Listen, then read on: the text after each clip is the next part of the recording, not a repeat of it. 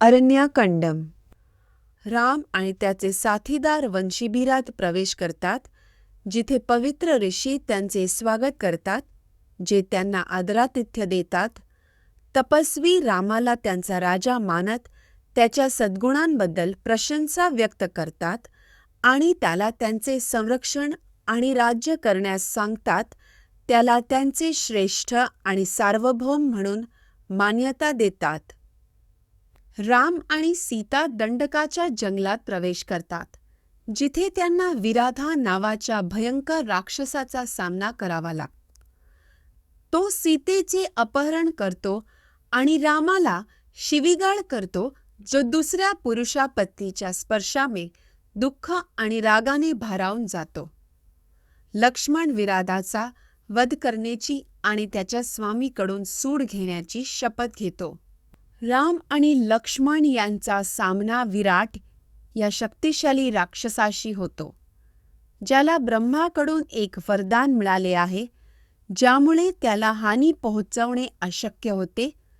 असे असूनही राम विराधाला बाणांनी मारतो, परंतु जेव्हा त्याला सोन्याच्या टोकाने बाणाने छेदले जाते, तेव्हा राक्षसाचे शरीर पुनरुज्जीवित होते. बाण आणि तलवारीने मारले जाण्यात अयशस्वी झाल्यानंतर राम आणि लक्ष्मण विराधा या शक्तिशाल्यानं ताबत्समनी हानी पोहोचवू शकत नाहीत. हे लक्षात आल्यावर राम विराधाला एका खड्ड्यात टाकतो, जिथे शेवटी त्याचा मृत्यू होतो. त्याच्या मृत्यूपूर्वी विराध उघड करतो की तो साराभंगाला भेटण्यासाठी जात असताना रामाची आकाशीय प्राण्यांची भेट होते. तो आकाशात इंद्राची भव्य गाडी पाहतो. त्यानंतर रामाच्या भवितव्याबद्दल साराभंगाशी चर्चा करतो. साराभंगा स्वर्गात चढल्यानंतर विविध ऋषी आणि तपस्वी रामाकडे जातात, जे राक्षसांना घाबरवण्यापासून रामाने त्याचा भाऊ लक्ष्मण आणि पत्नी सीतेसह सुतीक्षणाच्या आश्रयाला भेट दिली, जो एक शहाणा तपस्वी होता. सुतीक्षणे रामाचे स्वागत केले आणि त्याला स्वर्गीय राज्यात प्रवेश देण्याचा प्रस्ताव दिला. रामाने नकार दिला, जंगलात राहणे पसंत केले, परंतु शेवटी सुतीक्षणापासून त्याचे फायदे ऐकल्यानंतर आश्रयस्थानात. येथे चालदी शब्दांचा संक्षिप्त सारांश आहे. राम, लक्ष्मण आणि सीता सुतीक्षणाच्या आश्रमातून चांगले मनन झाल्यानंतर निघून गेले. तपस्वी त्यांना आशीर्वाद दिला आणि सीता सुतीक्षणाला धनुष्य आणि तलवारी दिल्या. तलवारीने भ्रष्ट झालेल्या एका तपस्वीच्या कथेचा हवाला देत सीता रामाला शस्त्रे बाळगणे आणि युद्धात भाग घेण्याच्या धोक्यांविषयी चेतावणी देते. ती त्याला हिंसा सोडण्याची आणि तपस्वी जीवन स्वीकारण्याची विनंती करते, ज्यामुळे तिला विश्वास आहे की खरा आनंद आणि परिपूर्णता येईल. राम वैदेहीचे सीता शब्द ऐकून दंडक जंगलातील तपस्वींचे राक्षसांपासून संरक्षण करण्याचे, तो आपल्या जीवाची किंवा सीतेची किंमत मोजूनही आपले वचन मोडणार नाही, अशी शपथ घेतो आणि क्षत्रिय म्हणून आपले कर्तव्य पार पाडण्यासाठी लक्ष्मणासोबत जंगलाकडे निघतो. राम त्याचा भाऊ लक्ष्मण आणि पती सीतेसह जंगलातील विविध आश्रमांना भेट देतो. त्यांना धर्मभृत नावाचा एक तपस्वी भेटतो, जो त्यांना पंचपसा नावाच्या एका गूढ तलावाबद्दल सांगतो, जो तपस्वी मंदकर्णीने 10,000 वर्षांच्या तीव्र तपश्चर्येनंतर तयार केला होता. त्यानंतर या गटाला अगस्त्याच्या भावाच्या आश्रमात रामाचा भाऊ लक्ष्मण अगस्त्य ऋषींच्या एका शिष्याला त्यांच्या आश्रमात आगमन झाल्याची माहिती देतो. अगस्त्य त्यांचे स्वागत करतो.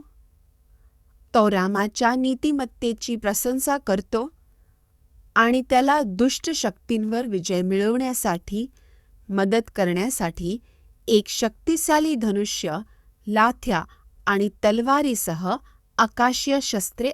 लक्ष्मण आणि सीतेसह रामाला फळे, मुळे आणि वन्यजीवांनी समृद्ध असलेल्या पंचवटी या प्रदेशाकडे मार्गदर्शन केले जाते. तपस्वी अगस्त्य त्यांना त्यांच्या आश्रयासाठी योग्य असल्याचे सांगून या जंगलाकडे निर्देशित करतो. राम आणि त्याचे साथीदार महर्षींनी ठरवलेल्या मार्गावर चालत पंचवटीकडे निघाले. राम जटायू नावाच्या गिधाडाला भेटतो, जो स्वतःला रामाच्या वडिलांचा मित्र म्हणून प्रकट करतो.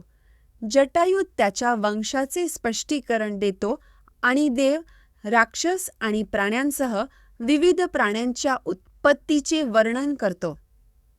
तो सीतेचे रक्षण करण्याची आणि जंगलात असताना रामाला मदत करण्याची तयारी दाखवतो आणि लक्ष्मणासह पंचवटीकडे जाण्यापूर्वी राम आणि त्याचा भाऊ लक्ष्मण पंचवटीच्या जंगलात पोहोचतात, जिथे राम लक्ष्मणाला त्यांच्या आश्रयासाठी योग्य जागा शोधण्याची सूचना करतो.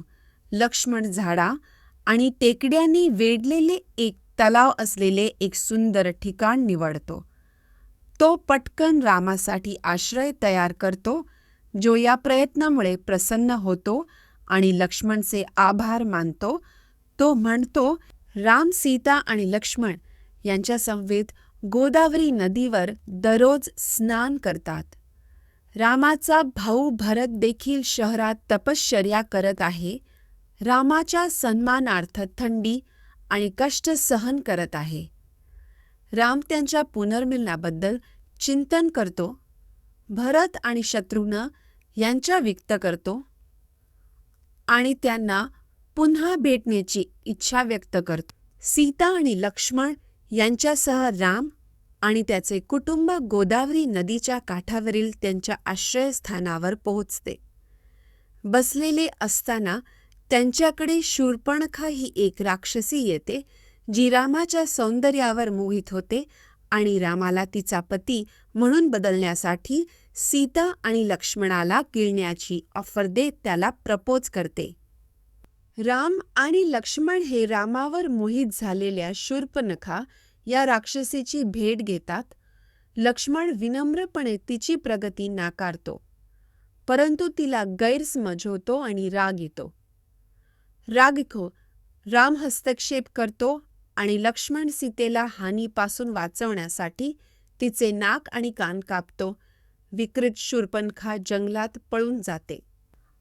आपली बहीण शूर्पणखा विकृत आणि जखमी झाल्याचे पाहून खारा एक राक्षस संतप्त होतो. राम आणि लक्ष्मण या दोन भावांनी तिच्यावर अन्याय केल्याचा तो आरोप करतो, ज्यांचे वर्णन शाही वैशिष्ट्ये आणि बहुधा दैवी मूळ असल्याचे केले जाते. शूर्पणखाच्या जखमांचा सूड घेण्यासाठी खारासना भाव आणि त्यांच्या शूर्पणखा राम आणि लक्ष्मण यांना राक्षसांच्या एका गटाकडे दाखवते, जे त्यांच्यावर हल्ला करण्याची योजना आखतात. राम लढाईची तयारी करतो, ज्यात दाड देतो ते नकार देतो, ते नकार देतो सुरू होते. परिणामी सर्व 4 राक्षसांचा मृत्यू होतो, ज्यात बाण आणि दगड असलेल्या लोकांचा समावेश होता. त्याने पाठवलेल्या सत्कर राक्षसांना राम आणि लक्ष्मणाने ठार मारले असे कळवल्यानंतर खारा शूर्पणखाचे सांत्वन करतो. खारा या हानीचा सूड घेण्याची शपथ घेतो, परंतु शूर्पणखा त्याला रामाच्या सामर्थ्याविरुद्ध त्याच्या स्वतःच्या कमकुवतपणाबद्दल चेतावणी देते. अन्यथा त्यांचा नाश होईल या भीतीने ती रामाला ठार मार. खारा एक शक्तिशाली राक्षस रामाविरुद्ध युद्धासाठी तयारी करतो. तो 30,000 राक्षसांना एकत्र करतो आणि त्यांना विविध शस्त्रे आणि शस्त्रास्त्रे देतो. खारा मग सोने आणि मौल्यवान रत्ने सुशोभित केलेल्या त्याच्या भव्य गाडीवर चढतो आणि तीव्र रागाने आणि विजयाच्या इच्छेने प्रेरित होऊन रामासमोर उतरण्यासाठी निघतो. चालेसे शब्दांमधील मजकुराचा सारांश इथे आहे.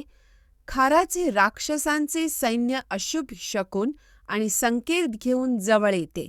ही चिन्हे असूनही खारा हतबल होतो आणि राम आणि लक्ष्मणाला पराभूत करण्याचा त्याचा हेतू जाहीर करतो.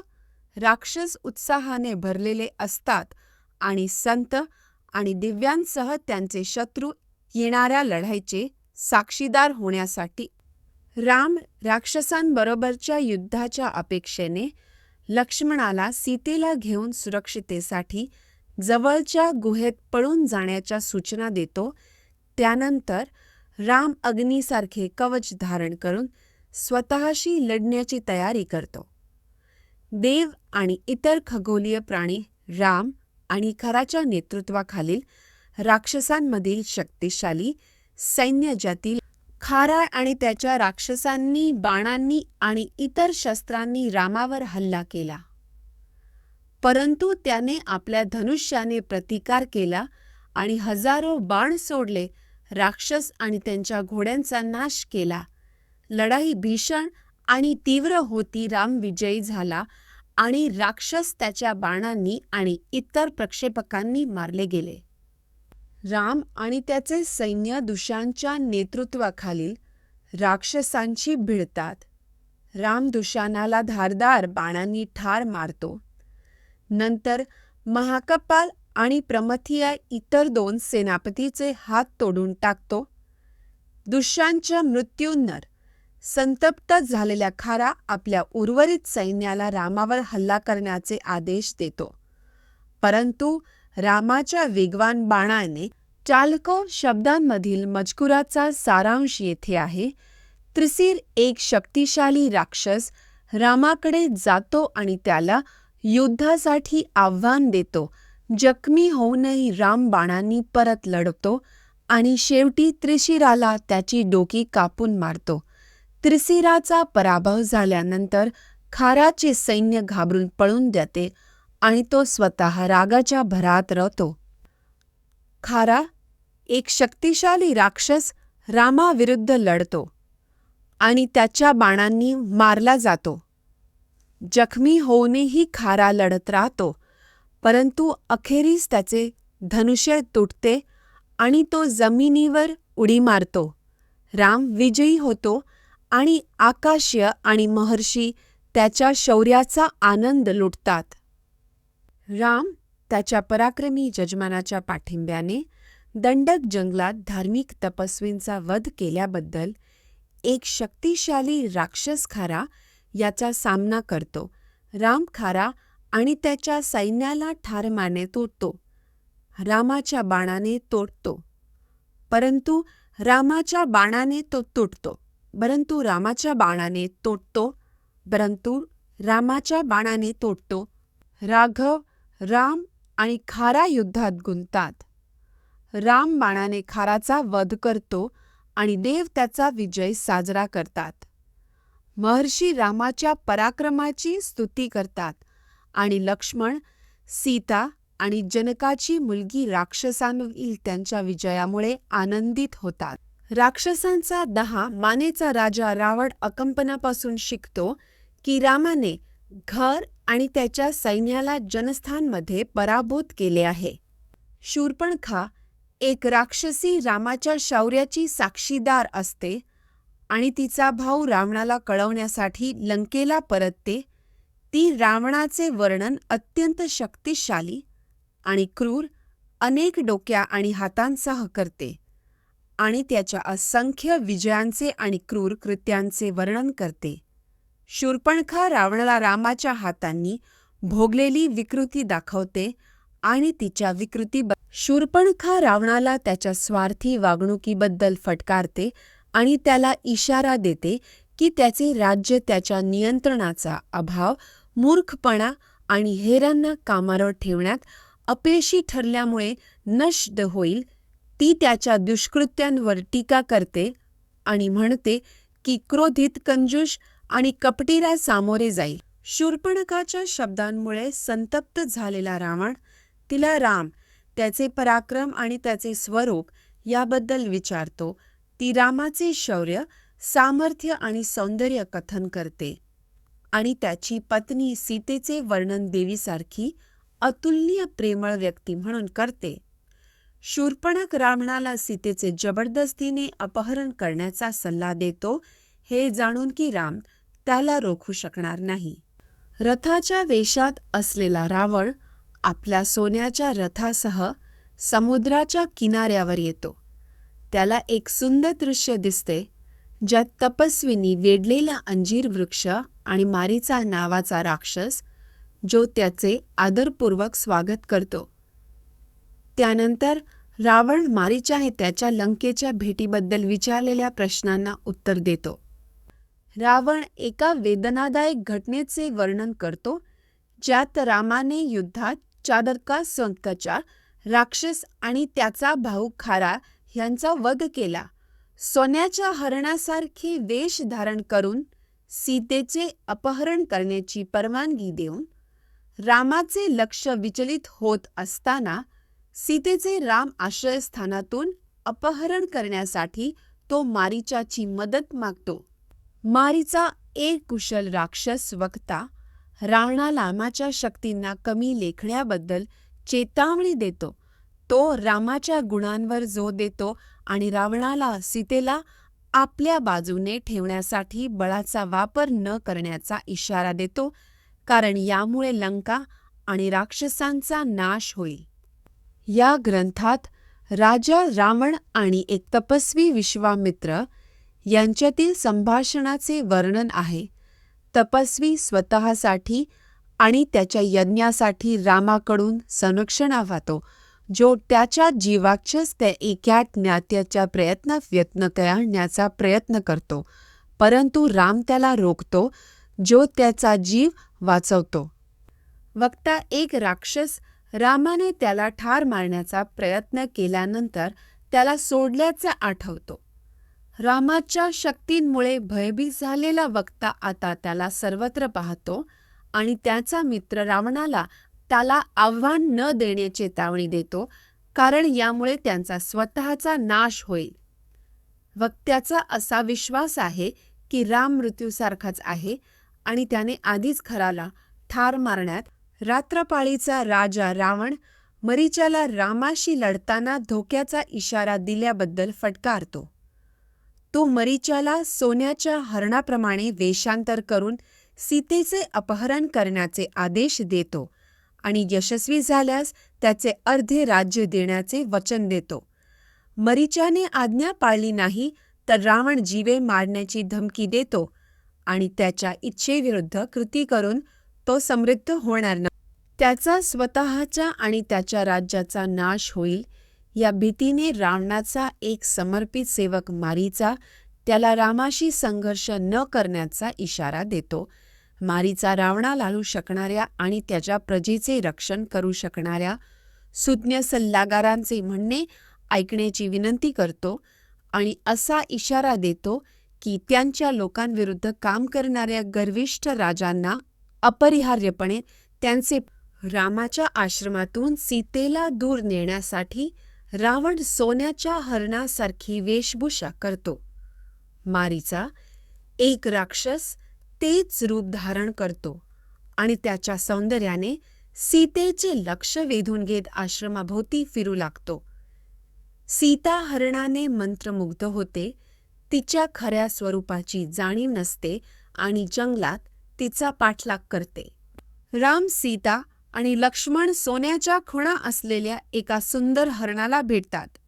सीता तिच्या सौंदर्याने मंत्रमुग्ध होते आणि रामाला तिच्यासाठी ते पकडण्यास सांगते.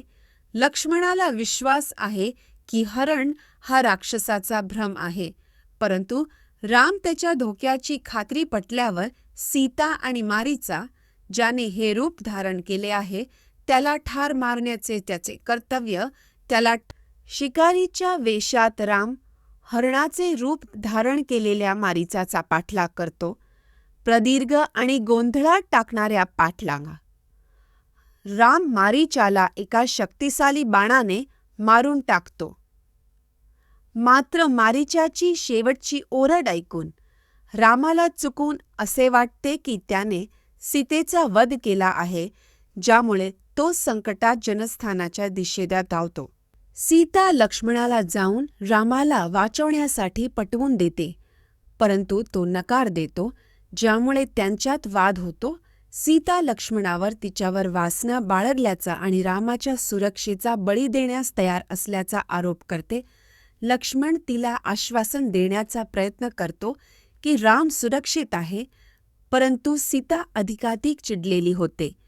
रामाविना जगण्याऐवजी स्वतःची घेण्याची धमकी देत रावण ब्राह्मणाच्या वेशात वैदेही सीताकडे जंगलात जातो. तिच्या सौंदर्याचे कौतुक करतो आणि तिला त्याच्यासोबत जाण्यास उद्युक्त करण्याचा प्रयत्न करतो. वैदेहीचा सेवक मैथिली रावणाला त्याच्या खऱ्या हेतूबद्दल अनभिज्ञ राहून आदरातिथ्य करतो. रामाची पत्नी सीतेला रावण संबोधित करतो, जी स्वतःला ब्राह्मणाची वेशभूषा करून घेते. सीता तिच्या भूतकाळाचे वर्णन करते, ज्यात तिचा पती रामाला त्यांची सासू कैकेयीच्या सांगण्यावरून जंगलात हद्दपार करण्यात आले होते, ज्यात तिच्या लंकेत त्याची राणी होण्यास सांगतो. परंतु ती रामाप्रतीची निष्ठा आणि भक्ती असल्याचे सांगून सीतेच्या कठोर शब्दांमुळे संतप्त झालेला रावण त्याच्या सामर्थ्याबद्दल बढाई मारतो आणि तिने त्याला शरण न आल्यास गंभीर परिणाम भोगावे लागतील अशी धमकी देतो.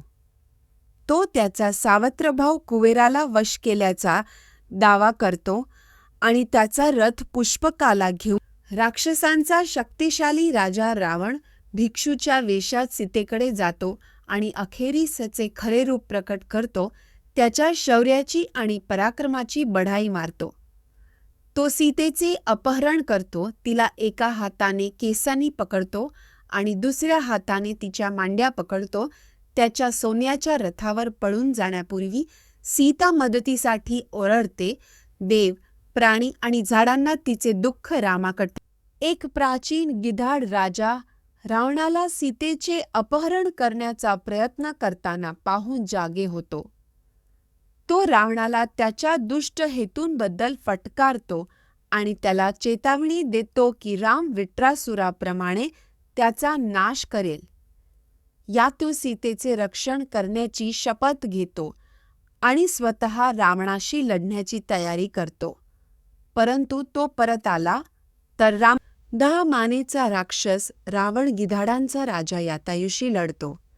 जखमी होऊने यातायू रावणाच्या बाणांचा प्रतिकार करतो आणि त्याच्या रथावर, घोड्यांवर आणि रथीवर हल्ला करतो. अखेरीस रावण त्याचे धनुष्य हिसकावून घेतो आणि यातायूचे पंख, पाय आणि बाजू त्याच्या खंजिराने तोडून टाकतो. मरण पावलेल्या वीरावर विलाप करण्यासाठी रावण सीतेला पकडतो, ज्यामुळे नैसर्गिक जगात अशांतता निर्माण होते. आकाश काळे पडते, सूर्य अंधुक होतो आणि प्राणी तिच्या जाण्याबद्दल विलाप करतात.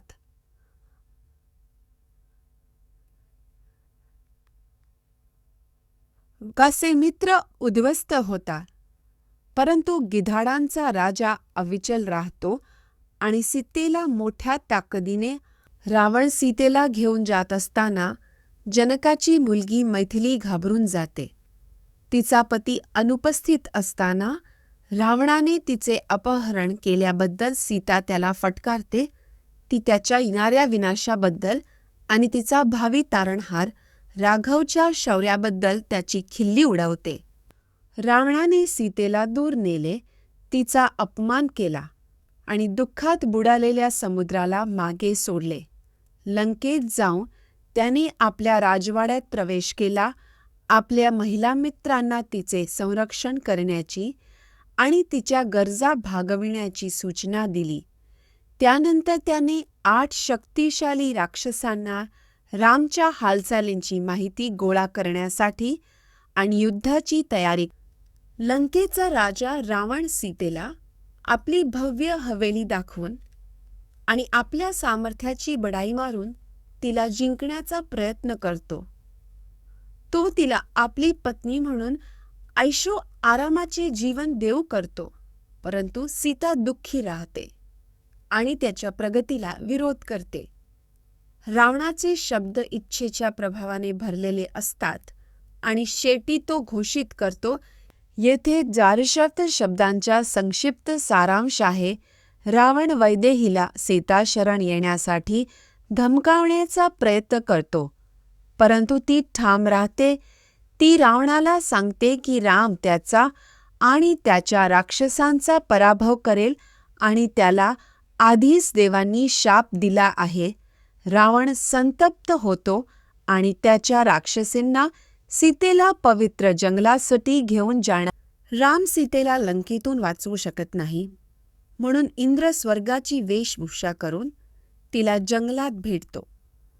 तो तिला अन्न देतो आणि तिला रामाच्या संरक्षणाचे आश्वासन देतो. त्याच्या दैवी चिन्हांद्वारे त्याला ओळखल्यानंतर सीता अर्पण केलेले अन्न खातो, ज्यामुळे तिची भूक आणि दुःख दूर होते आणि ती रामासो बाळगते.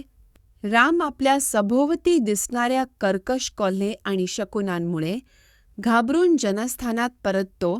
सीतेची हत्या झाली असेल किंवा ती गिळली असेल या चिंतेने राक्षसांनी ग्रासलेल्या जंगलात तिला एकटे सोडल्याबद्दल तो लक्ष्मणाला फटकारतो. रामाचे मन अस्वस्थ आहे आणि ते तिला जिवंत शोधतील अशी शक्यता नाही असे समजून तो तिच्या सुरक्षेची सीतेच्या सुरक्षितेबद्दल चिंतित असलेला राम लक्ष्मणाला विचारतो की तिला राक्षसांनी दुखावले आहे का किंवा तिला गिळंकृत केले आहे का. त्याला सर्वात वाईट भीती वाटते आणि तो लक्ष्मणासह जनस्थानाकडे धावतो. त्यांच्या आश्रमात पोहोचल्यावर रामाला ती रिकामी आढळते आणि त्या ठिकाणी सीतेसोबत घालवलेले आनंदाचे क्षण आठवून तो दुःखाने भारावून जातो. रामाने सीतेच्या मदतीसाठी ओरडण्याचा आवाज ऐकून लक्ष्मणाला तिला सोडून दिल्याबद्दल फटकारले. लक्ष्मण स्पष्ट करतो की सीतेची चूक झाली होती आणि त्याने त्याच्यावर वेशात राक्षस असल्याचा आरोप केला. लक्ष्मण आपल्या पत्नीच्या बाजूने उभा राहिला नाही म्हणून राम निराश होतो, जरी त्याला माहीत होते की तो तिला हानी. त्यांची झोपडी रिकामी असल्याचे कळल्यानंतर राम त्याची पत्नी सीता याचा शोध घेतो. तो विविध प्राणी आणि झाडांना प्रश्न विचारतो. त्यांनी तिला पाहिले आहे का असे विचारतो. त्याचा शोध सुरू असताना राम अधिकाधिक चिडला आणि अस्वस्थ होतो. अखेरीस त्याच्या दुःखात वेडा बनतो.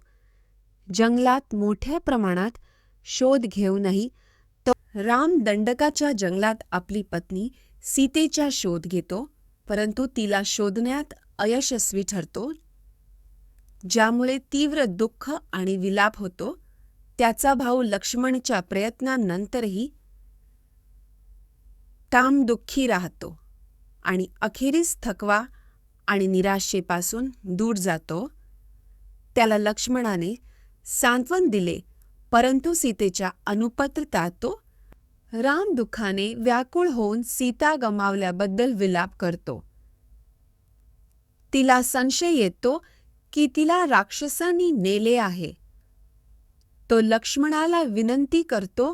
रावणाने सीतेच्या अपहरणाबद्दल कळल्यावर राम दुःखाने भारावून जातो. त्याचा असा विश्वास आहे की त्याच्या भूतकाळातील कृत्यांमुळे आणि सीतेचे अपहरण हे त्याचे ताजे दुःख आहे. लक्ष्मण त्याचे सांत्वन करण्याचा प्रयत्न करतो.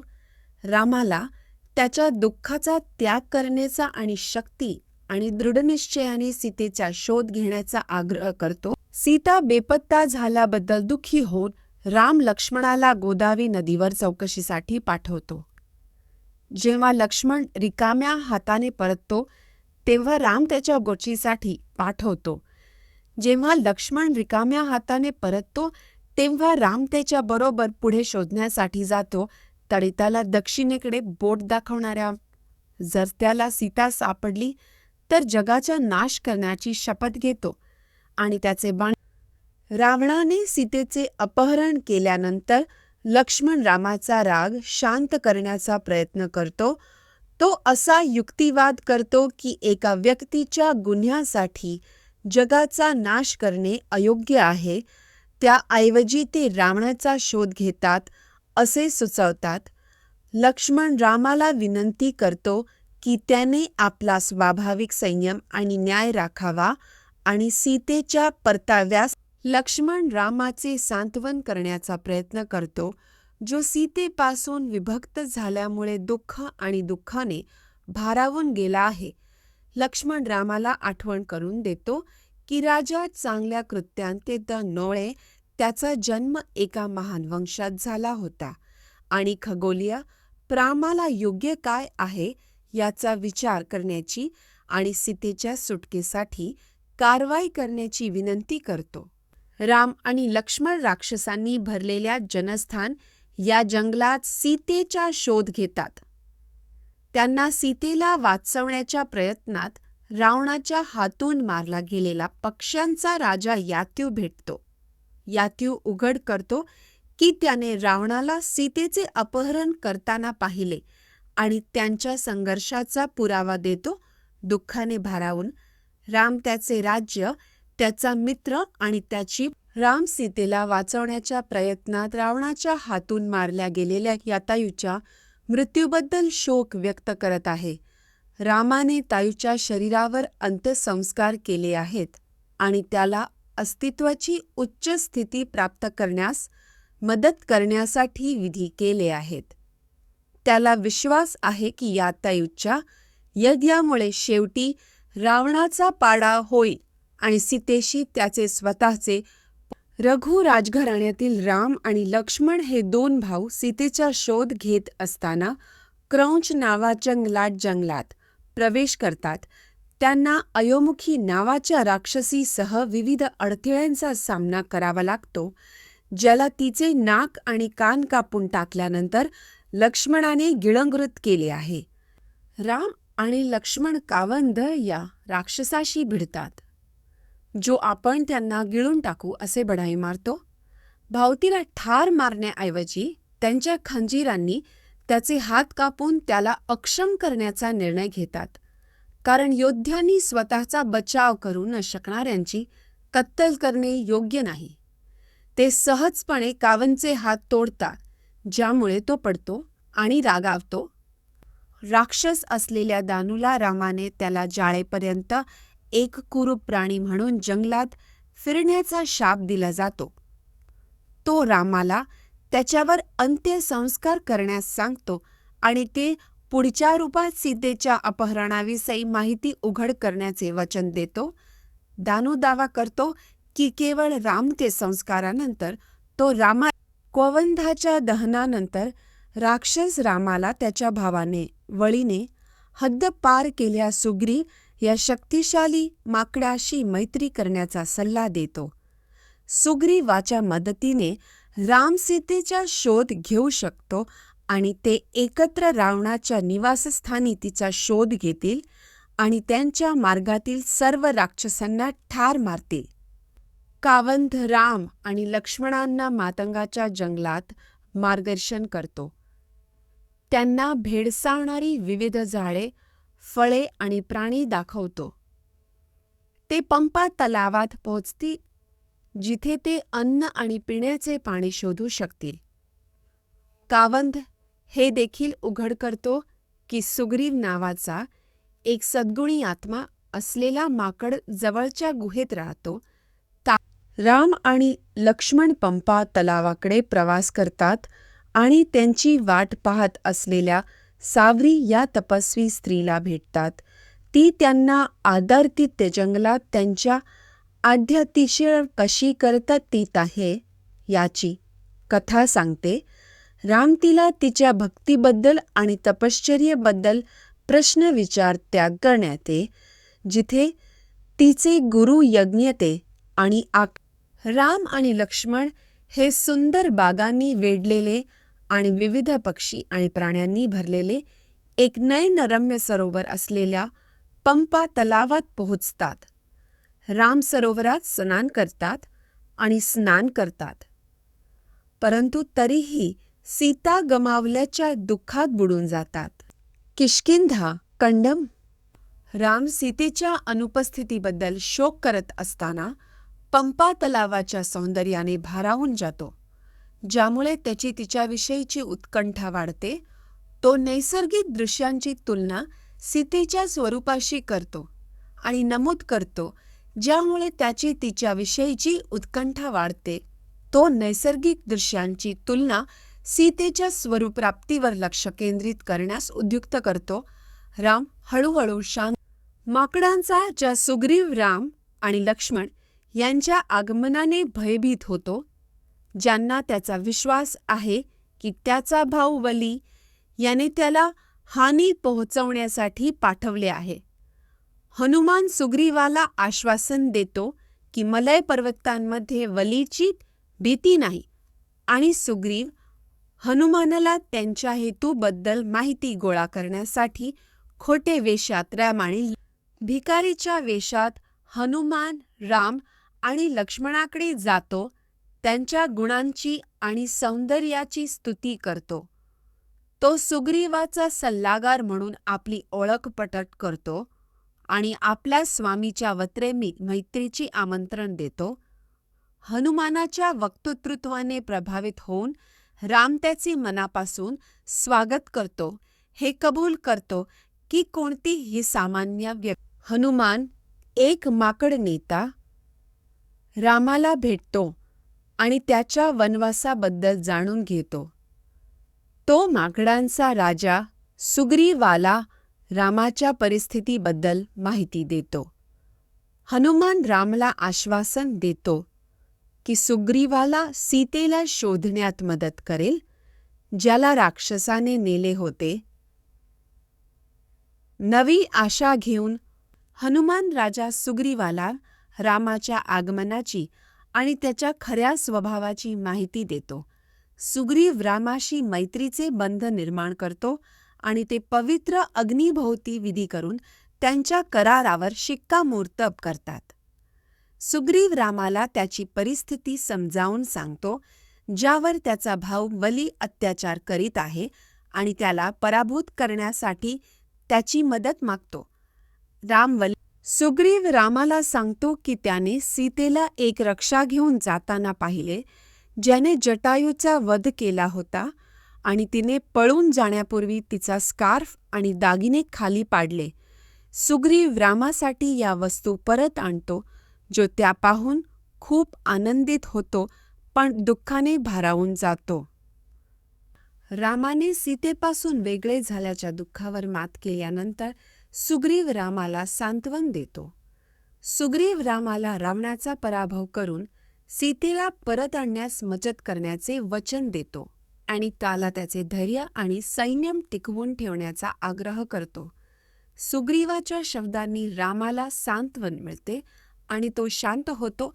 सुग्रीवाला मित्र म्हणून मिठी मारतो. त्यानंतर ते त्यांच्या आश्वासन. त्याची शब्दांमधील मजकुराचा सारांश येथे आहे. सुग्रीव, एक माकड राजा, त्याचा भाऊ वलीने त्याच्यावर अन्याय केल्यानंतर रामाची मदत मागतो. राम वलीला ठार मारण्याचे आणि सुग्रीवाचे सांत्वन करण्याचे वचन देतो. सुग्रीव त्याला कसे अन्यायकारक वागणूक दिली गेली आणि तुरुंगात टाकले गेले, आणि त्याचे मित्र वली.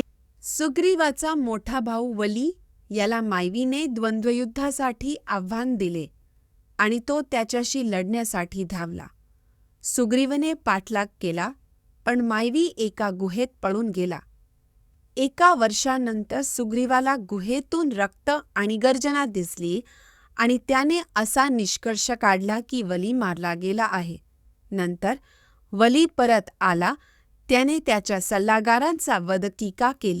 सुग्रीव हा माकडाचा राजा रामाला आपली कहाणी सांगतो.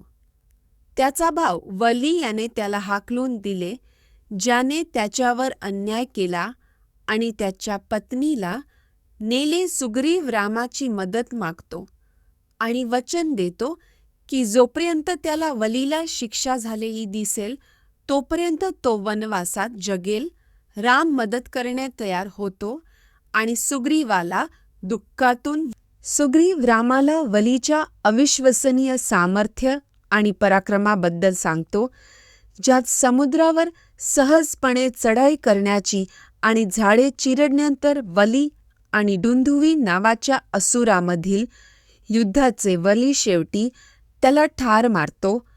रामाच्या क्षमतेची चाचणी घेण्यासाठी सुग्रीव त्याला 7 साल झाडांपैकी एकाला बाणाने छेदण्यास आणि मृत शब्दांमधील मजकुराचा सारांश येथे आहे.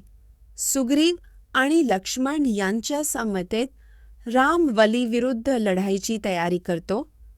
तथापि त्यांच्यासारख्या दिसण्यामुळे राम त्याच्या मित्राला ठार मारण्याची इच्छा न बाळगता गोळीबार करण्यास संकोच करतो. सुग्रीव पळून जातो, परंतु नंतर रामाच्या संरक्षणाचे आश्वासन. राम, सुग्रीव आणि त्यांचे अनुयायी वलीने सांभाळलेल्या किष्किंधा या किल्ल्याकडे निघाले. वाटेत त्यांना विविध प्राणी आणि सुंदर भूप्रदेश भेटले. झाडांनी आणि बागांनी भरलेल्या जंगलाबद्दल रामाने उत्सुकता व्यक्त केली, ज्याचे सुग्रीवाने स्पष्टीकरण दिले की 7 संत ऋषींनी वास्तव्य केलेले. राम आणि सुग्रीव किष्किंधामध्ये वलीशी लढण्याची तयारी करतात. सुग्रीव संतप्त होऊन वलीला लढण्यासाठी आमंत्रित करतो, तर राम त्याला आश्वासन देतो की तो त्याचे लंब पूर्ण करून एकाच बाणाने वलीचा नाश करेल. सुग्रीव शहरातून वलीला बोलावण्यासाठी मोठ्याने गर्जना करतो आणि आजूबाजूच्या प्राण्यांना घाबरवतो. राजा वली सुग्रीवाचा गोंधळ ऐकतो आणि त्याचा सामना करण्यासाठी धावतो. वलीच्या सुरक्षेच्या भीतीने तारा त्याला त्याच्या भावाशी सैनिक राजकुमार राम आणि लक्ष्मण यांच्यासह इतरांबरोबर आश्रय घेतला आहे. ती वलीला सुग्रीवाशी समेट करण्याचा आणि त्याच्याशी लढण्याऐवजी रामाशी युती करण्याचा सल्ला देते. माकडांचा राजा वली आणि त्याचा भाऊ सुग्रीव यांच्यात भयंकर लढाई होते. वली सुरुवातीला विजयी होतो, परंतु शेवटी सुग्रीवाने सालाच्या डावर वार केल्यानंतर तो रामालीला ठार मारतो, तर सुग्रीव जखमी होऊन माघार घेतो. या वर्णनात तीव्र संघर्ष आणि रामाच्या बाणाच्या सामर्थ्यावर भर दिला आहे. वली माकडाचा राजा रामाच्या बाणाने प्राणघातक जखमी होतो आणि जमिनीवर पडतो. जखमी होऊनही तो अभिमान बाळगतो आणि रामाच्या दुष्कृत्यांच्या आरोपांपासून स्वतःचा बचाव करतो. वली रामावर आवेगाने वागल्याचा आणि क्षमा आणि करुणा यासारख्या शाही गुणांचे उल्लंघन केल्याचा आरोप करतो. राम एक जखमी आणि अविवेकी माकड राजा वलीला संबोधित करतो. त्याच्या अनैतिक वर्तनाबद्दल, विशेषतः त्याच्या भावाची पत्नी रुमा हिचा अपमान केल्याबद्दल त्याला फटकारतो. वली त्याच्या चुका लक्षात घेऊन क्षमा मागतो आणि राम त्याला सांत्वन देतो, जो वलीचा भाऊ सुग्रीवासोबत वलीचा मुलगा अंगदाला वाढवण्याचे वचन देतो. वली, माकडाचा राजा, रामाच्या बाणाने मारला जातो. त्याची पत्नी तारा अस्वस्थ होऊन घटनास्थळी पोहोचते, परंतु माकडांनी तिला सांत्वन दिले, जे तिला सांगतात की मृत्यूने रामाला नव्हे तर वलीला घेतले आहे. त्यांचे शब्द असूनही तारा दुःखाने भारावून जाते आणि अखेरीस तिच्या पतीच्या निर्जीव.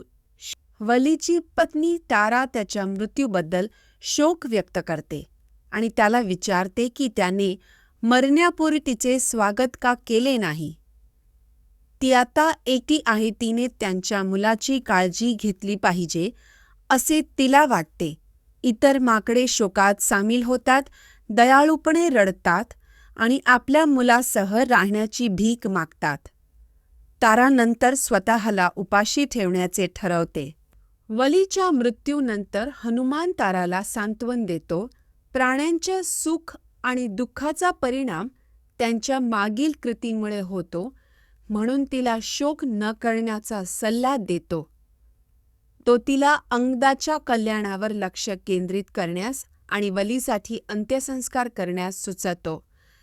तारा नकार देते, असे म्हणत की ती त्याच्याशिवाय जगण्यापेक्षा वलीसोबत मरण पत्करायला मृत्यूच्या जवळ असलेला वली आपल्या भावाचे सुग्रीवाचे स्वागत करतो आणि त्याला राज्य घेण्याचा सल्ला देतो.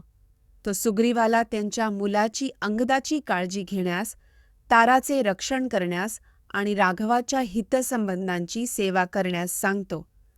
त्यानंतर वली सुग्रीवाला सत्तेच्या हस्तांतरणाचे प्रतीक असलेली सोन्याची माळ सोपवतो आणि थोड्याच वेळा त्याच्या निष्ठावान माकडा तारा तिच्या पती वलीच्या मृत्यूवर शोक व्यक्त करते आणि म्हणते की तो तिच्यापेक्षा पृथ्वीला प्राधान्य देतो. ती त्यांच्या एकत्र आयुष्याबद्दल आणि रामाच्या बाणाने तिला विधवा कशी बनवली आहे याबद्दल विचार करते. ती त्यांचा मुलगा अंगद त्याच्या वडिलांच्या पायांना झुकतो आणि तारा त्यांच्या सामायिक भवितव्याबद्दल शोक करण्यापूर्वी त्याचे शरीर अश्रूंनी धुतते. वलीचा भाऊ सुग्रीव वलीच्या मृत्यूमधील त्याच्या भूमिकेबद्दल दुःख आणि पश्चात्तापाने भारावून जातो. रामाकडे त्याला ठार मारण्याची भीक म्हणतो. त्याच्या भावाला आणि मुलाला मरणोत्तर जीवनात सामील होऊ शकेल. वलीची पत्नी तारा देखील रामाकडे तिला ठार मारण्याची विनंती करते, जेणेकरून ती तिच्या पतीशी पुन्हा जोडली जाऊ शकेल. वलीच्या मृत्यूनंतर ककुटस्थ लक्ष्मण आणि इतर सुग्रीव आणि ताराला सांत्वन देतात. राम सुग्रीवाला माकडांचा राजा म्हणून स्थापित करतो. त्याला सिंहासन सोपवतो आणि पावसाळ्यात रावणाला पराभूत करण्यावर लक्ष केंद्रित करण्याच्या सूचना देतो. सुग्रीवाला मोठ्या समारंभासह सिंहासनावर बसवले जाते. अंगदाला त्याचा वारस म्हणून नियुक्त केले जाते. किष्किंधा शहर आनंदाने आणि उत्सवाने भरलेले असते आणि ही बातमी रामाला कळवली जाते. राम आणि त्याचा भाऊ लक्ष्मण प्रस्रबण टेकडीवर एका गुहेत स्थायिक होतात, जिथे ते पावसाळा घालवण्याची योजना आखतात. रावणाने सीतेच्या अपहरणाबद्दल राम अजूनही दुःखी आहे, परंतु लक्ष्मण त्याला रणाचा पराभव करून सीता परत मिळवण्याच्या त्यांच्या मोहिमेवर लक्ष केंद्रित करण्यास प्रोत्साहित करतो. ती कारवाई करण्यापूर्वी शरद ऋतूपर्यंत त्या काळात राम पावसाळ्याच्या सौंदर्याचे वर्णन करतो आणि त्याची तुलना प्रेमाने त्रस्त असलेल्या स्त्रीशी करतो. तो नमूद करतो की पृथ्वी हिरवे गवत आणि फुलांनी झाकली आहे आणि जंगले मोर नाचत आणि पक्षी गात आहेत.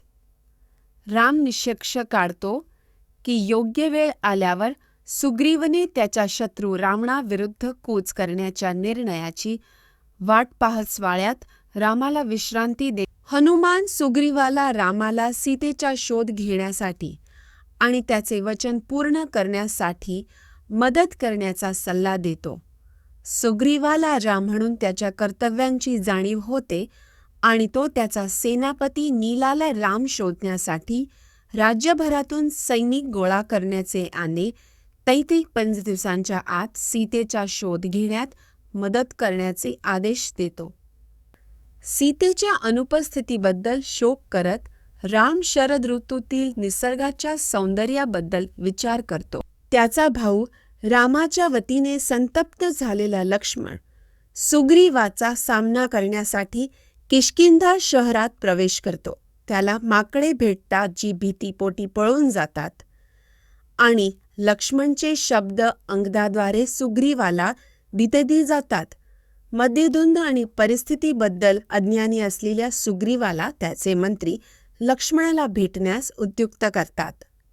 सुग्रीव त्याच्या सल्लागारांना समजावून सांगतो की त्याने लक्ष्मण किंवा रामावर अन्याय केला नाही, परंतु रामाकडून मिळालेल्या पूर्वीच्या कृपेमुळे त्यांच्या रागाची त्याला भीती वाटते.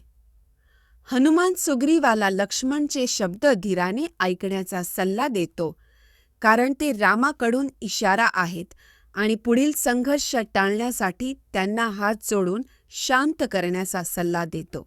रामाचा भाऊ लक्ष्मण किष्किंध येथील सुग्रीवाच्या राजवाड्यात प्रवेश करतो, जिथे त्याला सुग्रीव त्याची पत्नी तारा हिच्याबरोबर प्रेमळ सुखात गुंतलेला दिसतो.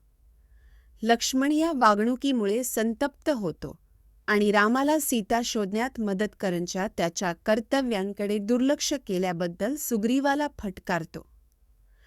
तारा हस्तक्षेप करते आणि लक्ष्मणाला सांत्वन देते आणि त्याचा फायदा होऊनही रामाच्या दयेची परतफेड न केलेल्या सुग्रीवाचा लक्ष्मण सामना करतो. लक्ष्मण सुग्रीवाला त्याच्या कृतज्ञतेबद्दल फटकारतो आणि त्याला चेतावणी देतो की जर त्याने खोटी आश्वासने टाळली नाहीत आणि रामाला सीतेचा शोध घेण्यास मदत केली नाही तर त्याचेही तेच भवितव्य वारदार दंडांनी ठार मारण्यात आले होते. रामाची एक समर्पित अनुयायी सुग्रीवाच्या वतीने हस्तक्षेप करते आणि लक्ष्मणाला समजावून सांगते की तो कृतज्ञ किंवा निर्दयी नाही. ती रामाला विनंती करते की त्याने सुग्रीवाला माफ करावे जो थकला आहे आणि तातडीची कर्तव्ये पार पाडतो. त्याच्या परिस्थितीची तुलना तपस्वी विक्रमित्राने आसक्तीमुळे वेळेकडे दुर्लक्ष करण्याशी केली. रामाचे भाषण स्वीकारल्यानंतर माकडांचा स्वामी सुग्रीव आपले नशीब आणि राजेशाही परत मिळवल्याबद्दल अश्रुळ कृतज्ञता व्यक्त करतो. रावणाचा वध करून सीता परत मिळवण्याच्या त्याच्या शोधात तो रामाचे अनुसरण करण्याचे वचमन सुग्रीवाच्या विनम्रतेची आणि सामर्थ्याची प्रशंसा करतो आणि सीतेकत्र गुणाला शांत करण्यासाठी माकडाचा राजा सुग्रीव हनुमानाला विविध पर्वत आणि प्रदेशांमधून जगातील सर्व प्रमुख माकडांना गोळा करण्याचे आदेश देतो. माकडांना रामासाठी भेटवस्तू गोळा करण्याचे काम दिले जाते. ते हिमावळ डोंगरावर येतात किंवा हळू चालतात, त्यांना ठार मारावे लागते.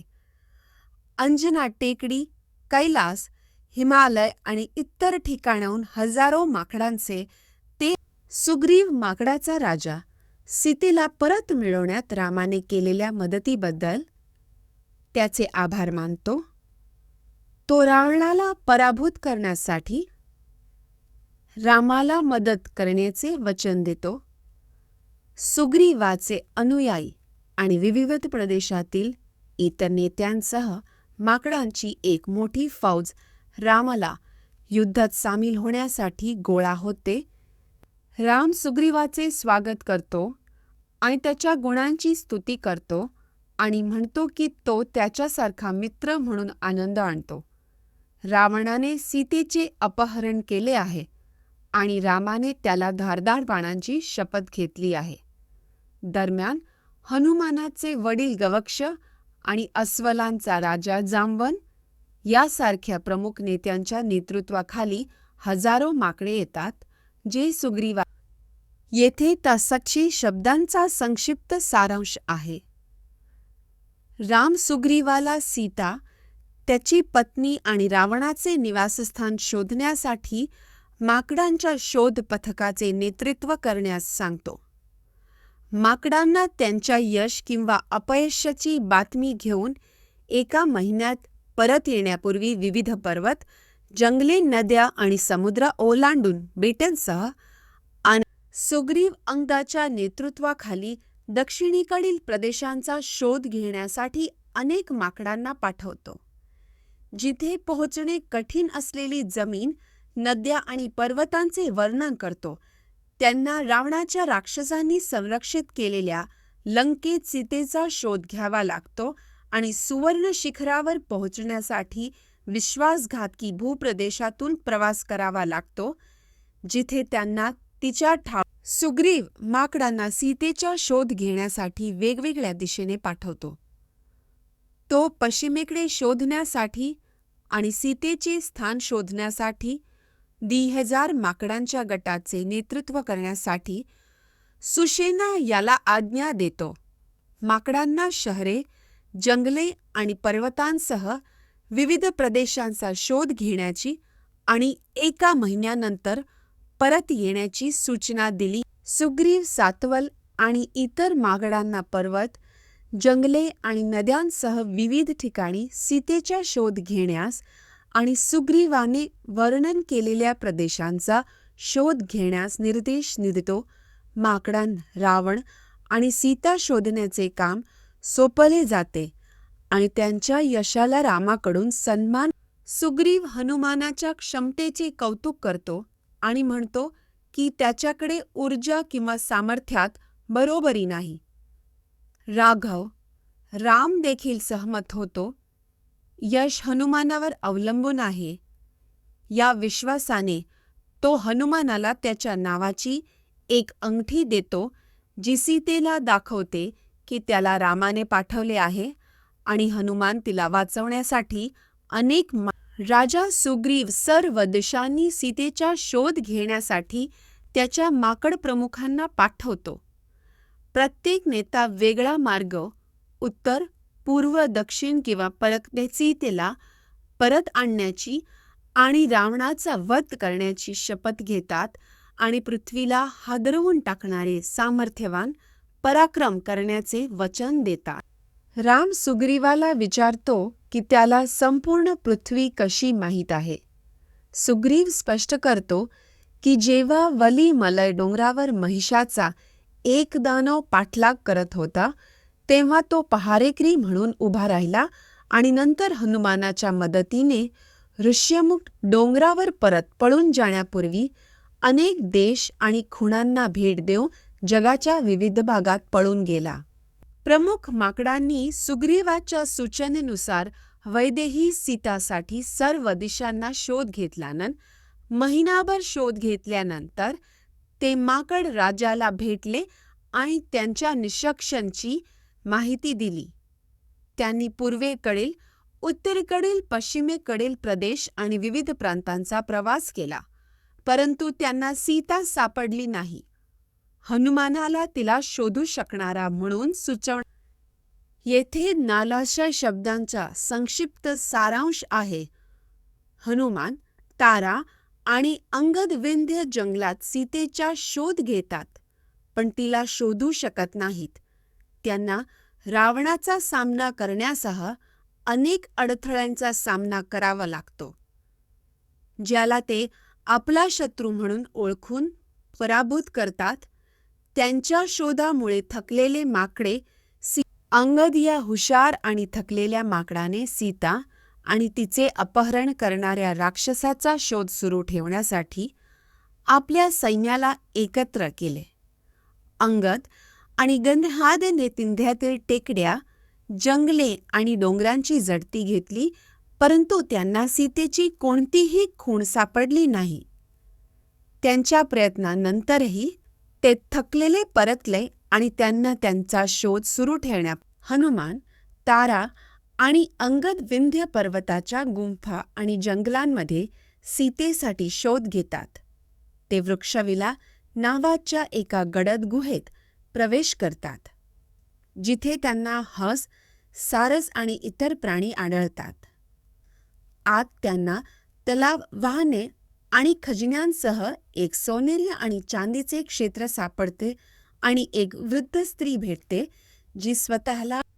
हनुमान एका गुहेत एका तपस्वी स्त्रीला भेटतो आणि आतल्या सोन्याची झाडे, घरे आणि वाहनांबद्दल विचारतो. तपस्वी स्पष्ट करतो की ते माया या बांधकामावर प्रभुत्व असलेल्या शक्तिशाली व्यक्तीने निर्माण केलेल्या भ्रमाचा एक भाग आहेत. ती हेमाच्या जंगल आणि हवेलीची संरक्षक आहे, जी पुरंदराने मायाचा वध केल्यानंतर सीतेच्या शोधात आलेल्या हनुमान आणि त्याच्या माकडांच्या प्रमुखांचे संन्यासी स्त्री सायंप्रभास स्वागत करते. ती त्यांना अन्न देते आणि त्यांच्या दयेची परतफेड कशी करू शकते हे विचारते.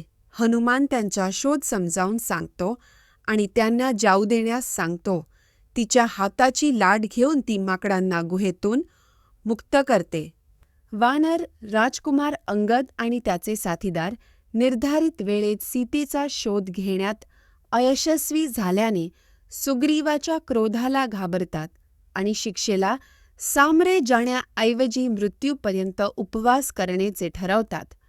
तथापि तारा सुचवते की त्यांनी गुहेत परत जावे, जे भ्रमाचे ठिकाण आहे असे म्हटले जाते, जिथे त्यांना त्यांच्या मालकांकडून किंवा इतरांकडून हनुमान अंगदाची समर्थ आणि शक्तिशाली म्हणून स्तुती करतो, परंतु त्याला चेतावणी देतो की सुग्रीवाच्या राज्याजवळ राहिल्याने त्याचा पाडाव होईल.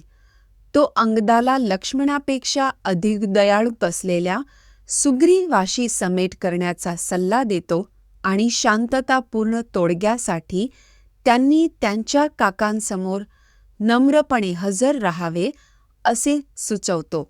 वलीचा मुलगा अंगद याने सुग्रीवाच्या अनैतिकतेवर टीका केली आणि घोषित केले की तो त्याच्या भावाच्या राजवटीत जगण्याऐवजी मृत्यूपर्यंत उपवास करेल. इतर माकडांनी दुःखाने भारावून जाऊन रामाच्या क्रोधाला घाबरून अंगदासोबत एकजुटीने स्वतःला उपाशी ठेवण्याची शपथ घेतली. ते पूर्वेकडे तोंड करून त्यांच्या नशिबाची वाट पाहत बसले. संपती नावाचा गिधाड डोंगरावर येतो, जिथे माकडे मृत्यूपर्यंत उपवास करत असतात. त्याला ते खायचे असते, परंतु अंगद त्याला सांगतो की तो त्यांना मारायला आला आहे, कारण रामची पत्नी सीतेने पूर्वी केलेल्या शपथेमुळे. गिधाड त्यांच्या शब्दांनी प्रभावित होतो आणि जटायूचा भाऊ म्हणून त्याची ओळख प्रकट करतो, ज्याला रावणाने युद्धात मारले होते. अंगद एक माकड नेता एका गिधाडाला सांगतो की तो आणि त्याचे साथीदार सीतेचा शोध घेण्यासाठी तिथे आहेत, ज्याला रावणाने नेले होते. बायाच्या जादूने बांधलेल्या गुहेत घुसले होते, परंतु त्यांना ती सापडली नाही आणि आता गिधाडाने खाल्ल्याच्या भीतीने उपवास करण्यासाठी डोंगरावर बसले आहेत. संपती एक गिधाड रामाच्या माकडांना रावणाच्या निवासस्थानाबद्दल त्याचे ज्ञान सांगते, ज्याने सीतेचे अपहरण केले आहे. संपती त्यांना लंकेत कसे पोहोचायचे ते सांगते आणि रावणाच्या हातून त्याचा भाऊ जटायूच्या मृत्यूचा सूड घेण्यासाठी त्यांना आत्म्याने मार्गदर्शन करण्याची तयारी दाखवते. तालशब्दांमधील मजकुराचा सारांश येथे आहे. गिधाड राजा संपती जामवनला सांगतो की त्याला सीतेच्या अपहरणची माहिती त्याचा मुलगा सुपर्व याच्याकडून मिळाली. त्याने रावण आणि सीतेला तेथून जाताना पाहिले, ज्यामध्ये सीते राम आणि लक्ष्मणासाठी ओढत होती. संपी माकडांना वेगाने कृती करण्यास प्रोत्साहित करते. संपती एक गिधाड अंगद आणि इतर माकडांना त्याची कथा सांगतो. तो आधी सूर्यदाहामुळे विंध्य डोंगरावर पडला आणि त्याने तेथे 8000 वर्षे घालवली. ऋषी निककाराशी मैत्री केली. निककराच्या निधनानंतर संपतीने त्याच्या परतण्याची वाट पाहिली आणि शेवटी संताने त्याला ओळखले, ज्याने त्याची स्थिती आणि जखमांबद्दल चौकशी केली. संपती सूर्याचा पाठलाग करण्याचा त्याचा आणि जटायूचा प्रयत्न आठवला, परंतु त्याच्या विशाल आकारामुळे आणि उष्णतेमुळे ते दिशाहीन झाले आणि थकले. त्यांनी सर्व दिशा गंबावल्याने वजी सहन न झाल्याने ते बेशुद्ध पडले. अखेरीस जटायू पृथ्वीवर पडला आणि पंख नसलेला आणि कमकुवत झालेला संपवण्याचा विचार करत होता.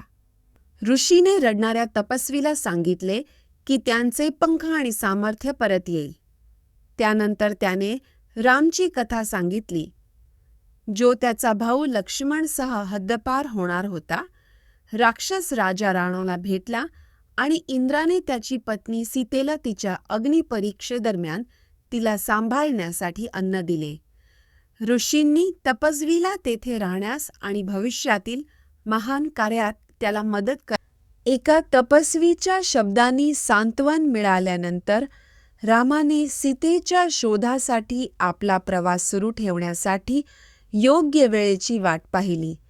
नेमकी 8 वर्षांनंतर त्याने आपली ताकद आणि पंख परत मिळवले, ज्यामुळे ते त्या प्रदेशाकडे निघाले जेथे रावण राहतो असे म्हटले जाते.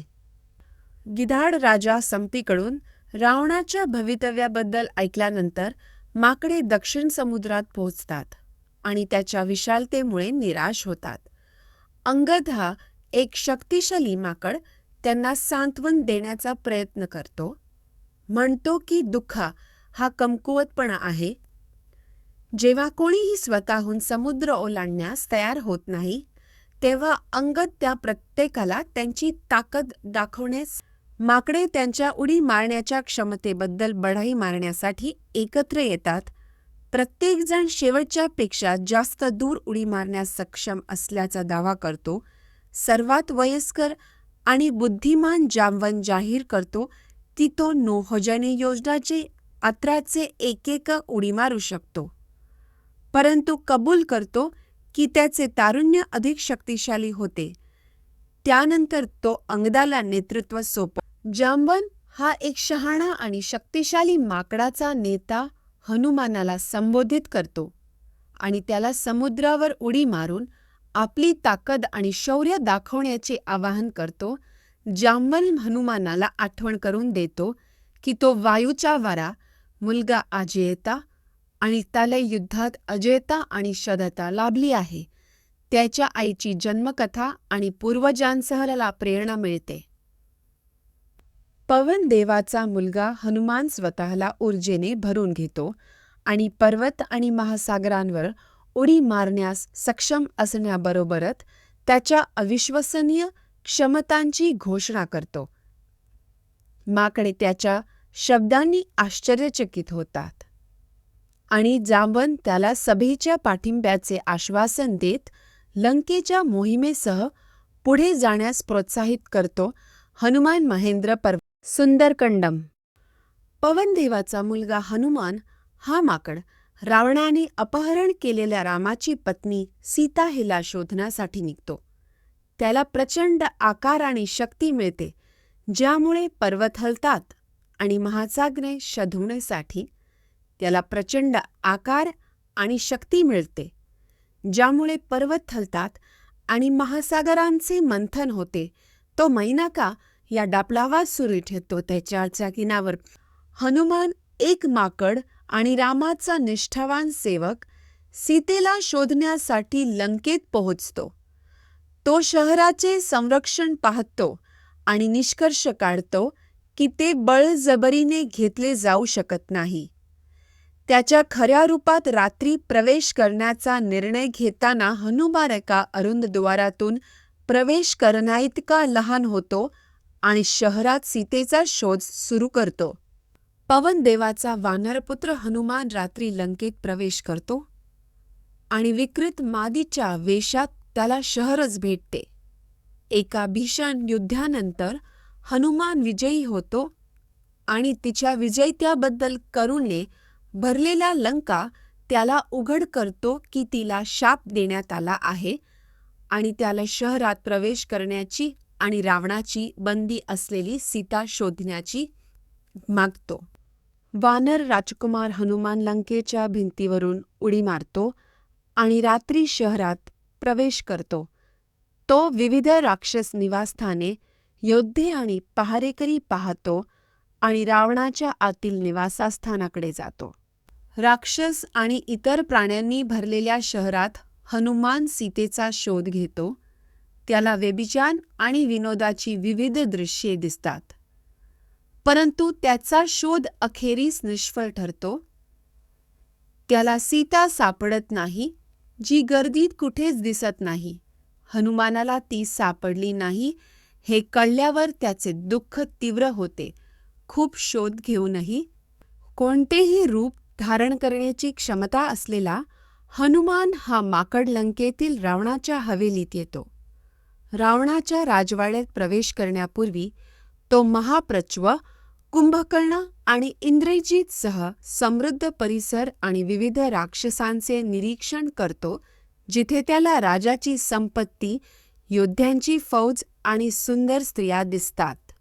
हनुमानाने मोठ्या ताकदीने रावणाचे भव्य शहर सोन्याच्या खिडक्यांनी आणि मौल्यवान दगडांनी सुशोभित केलेले त्याचे बांधकाम पाहिले. त्याला विविध हवेली दिसल्या, ज्यात रावणाची एक हवेली होती, जी विजेने भरलेल्या ढगांसारखी चमकी होती. त्यानंतर हनुमानाला जनकाची मुलगी सीता न मिळाल्याने तो दुःखी झाला. पवनदेवाने तयार केलेल्या रावणाच्या हवाई गाडीचे वर्णन कौशल्य आणि उत्कृष्टतेचा एक चमत्कार म्हणून केले जाते. ती रत्नांनी सुशोभित आहे, सोन्याच्या खिडक्या जळालेल्या आहेत आणि अविश्वसनीय वेगाने प्रवास करण्यास सक्षम आहे. वानर राजा हे आश्चर्यकारक वाहन पाहतो, जे त्याच्या सौंदर्यात आणि सामर्थ्यात आकाशी. हनुमान एक माकड आणि रामाचा सेवक लंकेतील रावणाच्या भव्य हवेलीमध्ये प्रवेश करतो. त्याला मौल्यवान दागिने आणि अलंकारांनी सुशोभित केलेला रावणाचा झोपलेला सदनिका दिसतो, जिथे राजकुमारी आणि राक्षसी पत्नीसह हजारो सुंदर स्त्रिया लोकरीच्या चादरीवर झोपलेल्या असतात. त्यांच्या विपुल अलंकार असूनही प्रत्येक स्त्रीचा कोणता अलंकार आहे हे सांगणे हनुमान. माकडाच्या वेशात हनुमान रावणाच्या राजवाड्यात घुसतो आणि राक्षस राजाला एका भव्य पलंगावर झोपलेला पाहतो. त्याला रणाच्या बायका त्याच्या पायाजवळ पडलेल्या दिसतात. त्यांनी दागिने आणि माळा घातलेल्या दिसतात.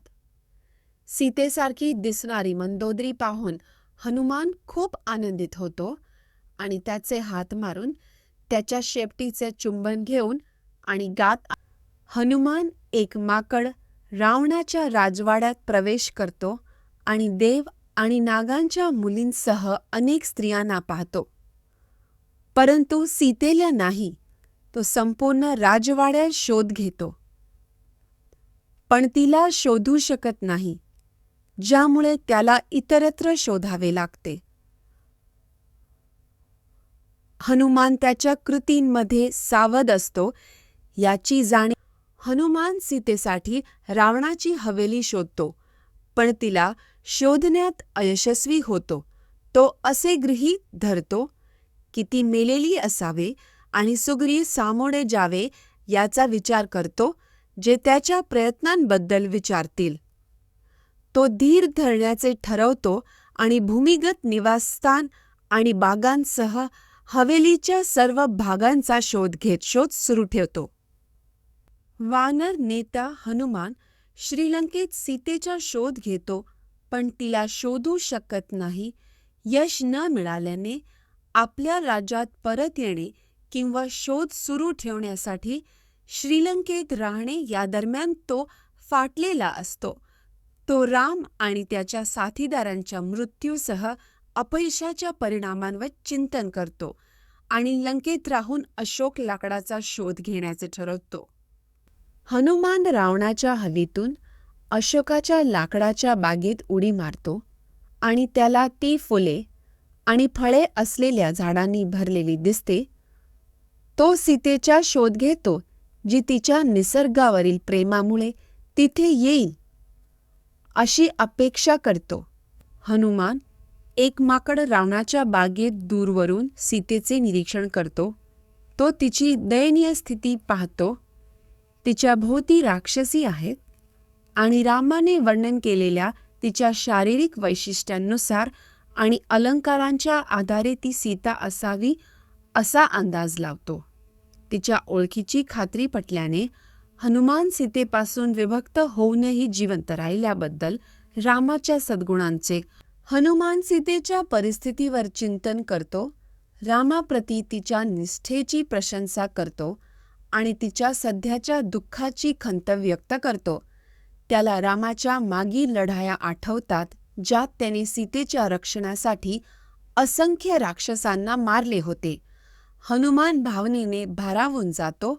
सीतेची एक समर्पित पत्नी म्हणून ओळख करतो, जी रावणाने पकडली आहे आणि आता मरुताचा वानरपुत्र हनुमान राक्षसांद्वारे कैद केलेल्या आणि तिच्या पतीपासून विभक्त झालेल्या रामाच्या पत्नी सीतेचे निरीक्षण करतो.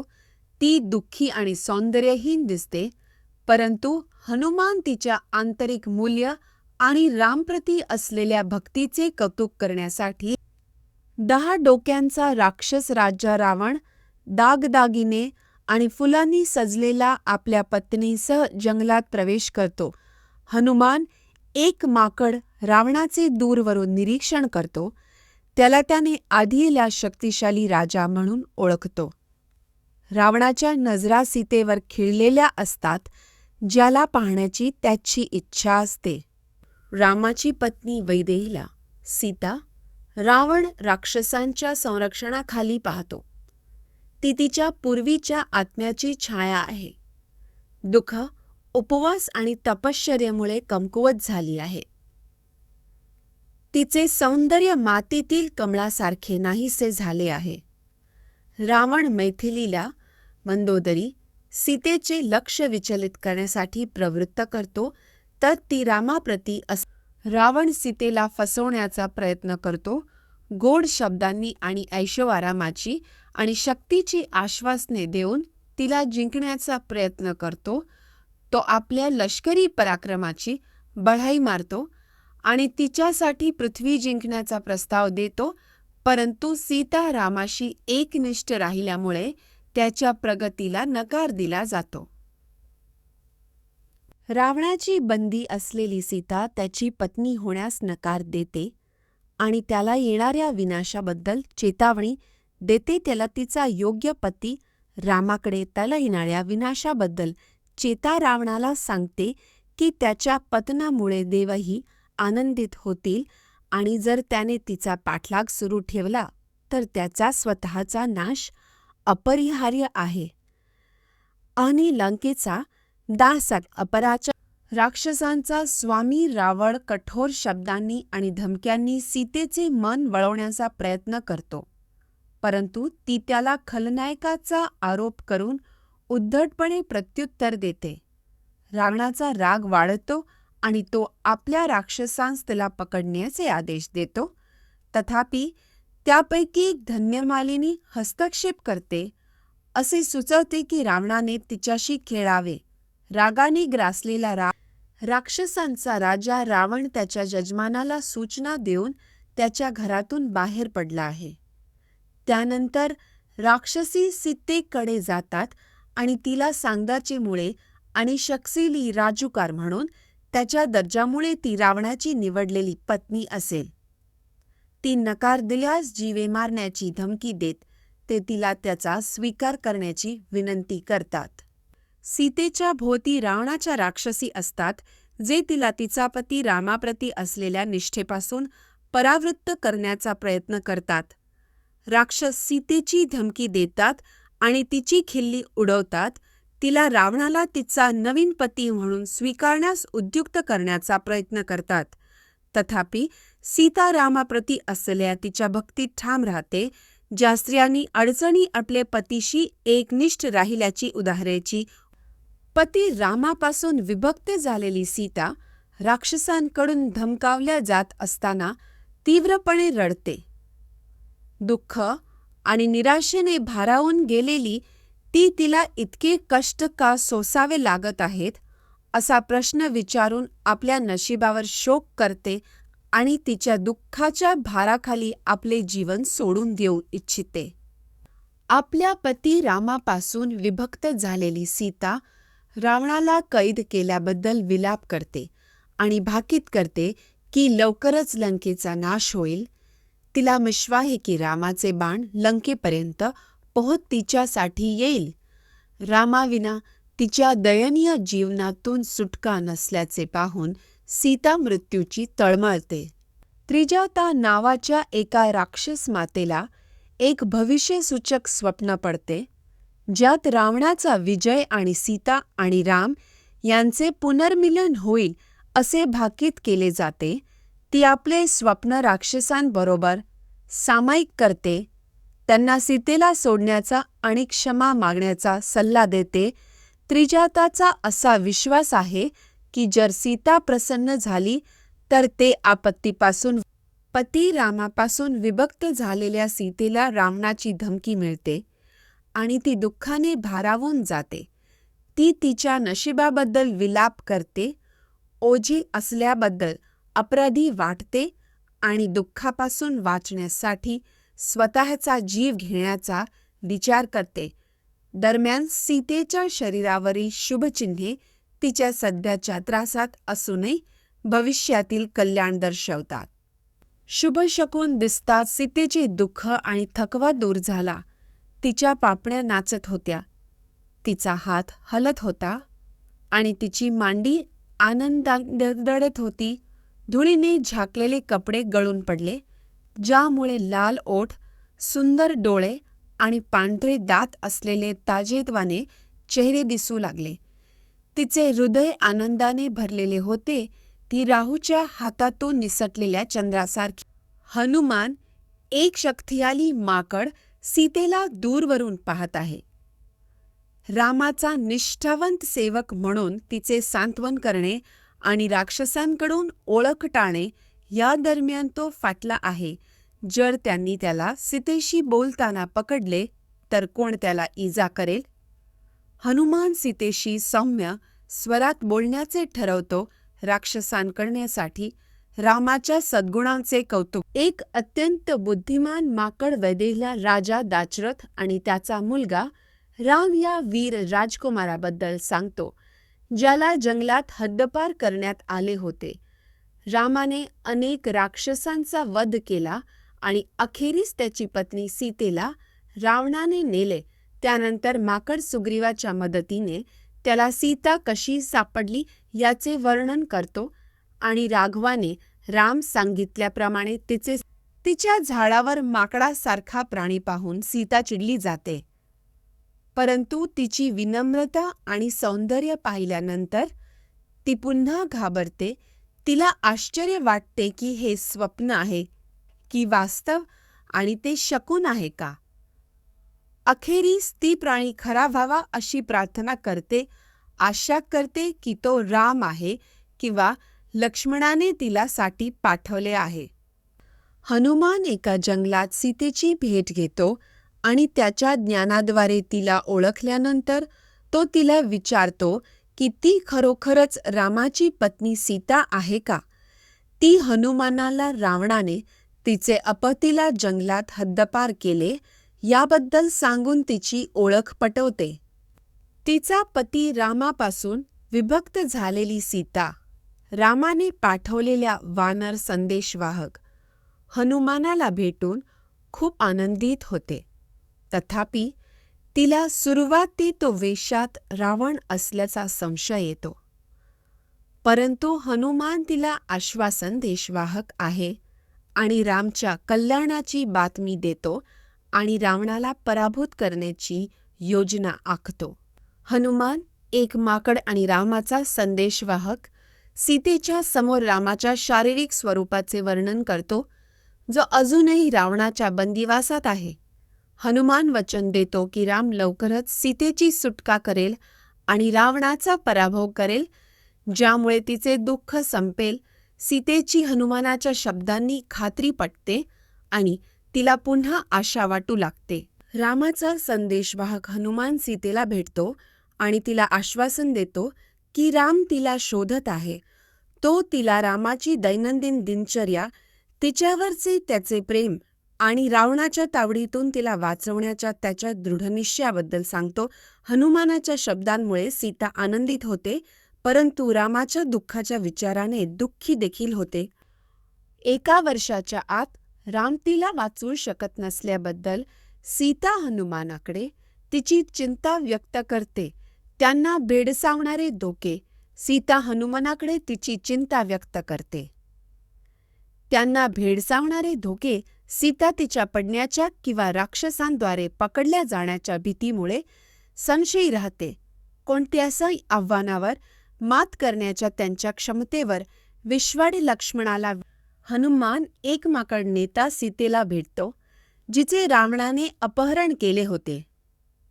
ती रामासोबतचा तिचा भूतकाळ आणि काळ्याने तिला कसे जखमी केले ज्याचे नंतर त्याने तारण केले, ते तिला सांगते. तारशी शब्दांमधील मजकुराचा सारांश येथे आहे. सीता हनुमानाला रामाला सांगण्यास सांगते की ती त्याच्या सुटकेचीत आहे. हनुमान सीतेला आश्वासन देतो की राम लवकरच त्याचे सैन्य आणि सुग्रीवाचे माकडे घेऊन येईल. ज्यांच्याकडे खूप शक्ती आणि वेग आहे, तो वचन देतो की राम लंका जिंकेल, रावणाचं ठिकाणी परत मिळवून देईल आणि ते रावणाने कैद केलेली सीता हनुमानाला पाहून आपला आनंद व्यक्त करते आणि त्याला आपला संदेश रामापर्यंत पोहोचवण्यास सांगते. ती त्याला एक अलंकार देते, ज्यामुळे रामाला तिच्या अस्तित्वाची खात्री होईल. हनुमान सीतेला वाचवण्याचे वचन देतो आणि तिच्या रामाचे दुःख आणि तिच्या स्वातंत्र्यासाठी लढण्याविषयाची माहिती देतो. आपले ध्येय पूर्ण करण्याचा निर्धार असलेला हनुमान ठरवतो की पराक्रम दाखवणे हा यश मिळवण्याचा सर्वोत्तम मार्ग आहे. तो राक्षसाच्या राजाच्या पत्नींच्या बागेत झाडे पाडतो, त्यांच्या स्वामीचा रोष जागृत करतो आणि त्याला प्रचंड सैन्य बोलावण्यास प्रवृत्त करतो. अक्षम पराक्रमाने हनुमान सैन्याशी लढतो आणि त्याचा नाश करतो, ज्यामुळे माकड राजाच्या अधशब्दांमधील मजकुराचा सारांश येथे आहे. राक्षसी रावणाला हनुमानाने त्यांचे शहर उद्ध्वस्त केल्याची आणि सीतेशी केलेल्या संभाषणाची माहिती देतात. रागाच्या भरात रावण त्याच्या अनुयायांना हनुमानावर हल्ला करण्याचे आदेश देतो, परंतु त्यांचा शक्तिशाली माकडाकडून त्वरित पराभव होतो. पवन देवाचा मुलगा हनुमान त्याच्या पूर्वीच्या विध्वंसावर चिंतन केल्यानंतर लंकेतील चैत्य इमारतीची नासधूस करतो. तो अविश्वसनीय शक्ती प्रदर्शित करतो, रचना मोडून टाकतो आणि पक्षी आणि रक्षकांना भारावून टाकणाऱ्या आवाजांनी लंकेला भरून टाकतो. हनुमान त्याच्या सामर्थ्याबद्दल बढाई मारतो आणि राम, लक्ष्मण आणि सुग्रीवांसाठी विजय घोषित करतो. जांबुमाली, एक शक्तिशाली राक्षस, हनुमानावर त्याच्या धनुष्य आणि बाणांनी हल्ला करतो. जखमी होऊन हनुमालीला दांड्याने ठार मारतो. जखमी होऊ न येता परंतु राक्षसाच्या बाणांनी त्याला प्रत्युत्तर दिले जाते.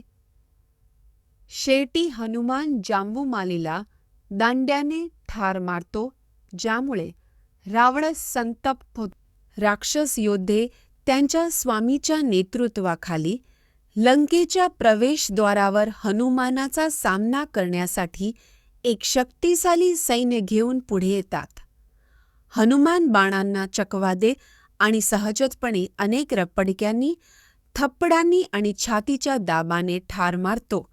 राक्षस सैन्य भीतीपोटी पळून जाते, विनाश आणि घोर मागे सोडते. साल्बो शब्दांमधील मजकुराचा सारांश येथे आहे. लंकेचा राजा रावण त्याच्या सेनापतींना हनुमानाला पकडण्याचे आदेश देतो, जो एक शक्तिशाली प्राणी असल्याचा संशय आहे. सेनापती हनुमानाच्या ठिकाणी पोहोचतात, परंतु त्याने त्यांचा एक एक करून पराभव केला. हनुमानाने त्यांच्या अविश्वसनीय शक्ती 700 शब्दांमधील मजकुराचा सारांश येथे आहे. रावणाचा मुलगा राजकुमार अक्ष हा शक्तिशाली माकड असलेल्या हनुमानाशी लढाई करतो. त्याचे सामर्थ्य आणि पराक्रम मोठे असूनही अक्ष हा हनुमानाची शक्ती आणि वेगाशी बरोबरी साधतो. एका भीषण लढाईनंतर हनुमान अक्षाला ठार मारतो, ज्यामुळे रावण त्याचा मुलगा इंद्रजित याला हनुमानाशी लढण्यासाठी पाठवतो, जो राक्षसांमध्ये गोंधळ निर्माण करत आहे. इंद्रजित आकाशीय पराक्रम आणि विविध कौशल्ये बाळगून हनुमानाचा सामने गोंधळ निर्माण करत आहे.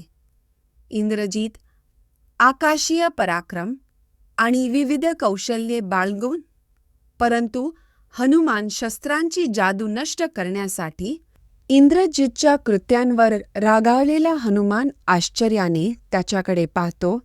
त्याला इंद्रजित मौल्यवान दागिने आणि अलंकारांनी सुशोभित त्याच्या सल्लागारांनी वेढलेल्या भव्य सिंहासनावर बसलेला दिसतो. हनुमान असे प्रतिबिंबित करतो की जर इंद्रजित अपवित्र नसता तर तो आकाशीय प्रदेशांचा संरक्षक होऊ शकला असता, परंतु त्याच्या दुष्ट कृत्यांमुळे रागाच्या भरात रावण त्या पराक्रमी माकडाची चौकशी करतो. तो नंदी किंवा वलीचा मुलगा असल्याचा संशय घेतो. माकड उत्तर देतो. तो रामाकडून एका मोहिमेवर असल्याचा दावा करतो आणि रावणाला पाहण्याची इच्छा बाळगतो. महान पित्याकडून वरदान म्हणून त्याची उपस्थिती अर्पण करतो आणि फायदेशीर संदेशासाठी रावणाचा कान मागतो. हनुमान एक माकड आणि रामाचा संदेशवाहक सीतेला परत मिळवण्यासाठी राक्षस राजाच्या निवासस्थानी येतो. तो राजाला चेतावणी देतो, तरंतीचा पावणी स्वतःवर विनाश होईल. हनुमान स्वतःच्या सामर्थ्याने लंकेचा नाश करण्याची धमकी देतो, परंतु शेवटी या विषयावर रामाचा निर्णय घेतो. रावणाचा भाऊ विभीषण वानरदूत हनुमानाला न मारण्यासाठी त्याला पटवून देण्याचा प्रयत्न करतो, असे सांगून की संदेशवाहकांची हत्या करणे नैतिकता आणि सामाजिक नियमांच्या विरोधात आहे. हरी नकार देतो. हनुमानाला मारल्याने कोणतीही हानी होणार नाही याची खात्री पटते, परंतु विभीषण वाद घालणे सुरू ठेवतो. संदेशवाहकाच्या हत्येचे संभाव्य परिणाम दर्शवतो. हनुमानाला बांधले गेले आणि त्याच्या शेपटीला आग लावून त्याला राक्षसांनी लंकेभोवती फिरवले.